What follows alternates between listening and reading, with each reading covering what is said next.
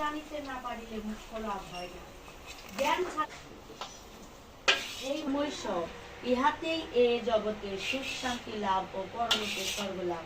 আর জ্ঞান প্রধান ধর্মে ব্রহ্ম সত্য, জগৎ মিথ্যা, এই দুটি বিরোধী মতবাদ চলিতে থাকিলে সমাজের লোকে বিব্রত হইয়া পড়িল।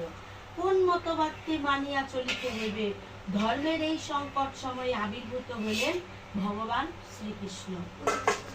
তিনি কর্মবাদ ও জ্ঞানবাদের সহিত ভক্তিবাদের প্রবর্তন করিয়া গীতায় কর্ম, জ্ঞান ও ভক্তির সমন্বয় সাধন করিলেন। এই সমন্বয়ই শ্রীমদ্ ভগবত গীতা। গীতায় প্রথম কথা কর্ম, কাজ করো। কর্ম বলিতে নিষ্কাম কর্মকেই বোঝায়। নিষ্কাম কর্ম অর্থাৎ ফলের আকাঙ্ক্ষা ত্যাগ করিয়া কর্ম করা। এইভাবে কাজ করিতে করিতে জ্ঞানের উদয় হয়। জ্ঞান বলে কর্মী বুঝিতে পারিবেন যে ভগবান সকল কারণের কারণ এবং সমস্ত কাজ ভগবানের।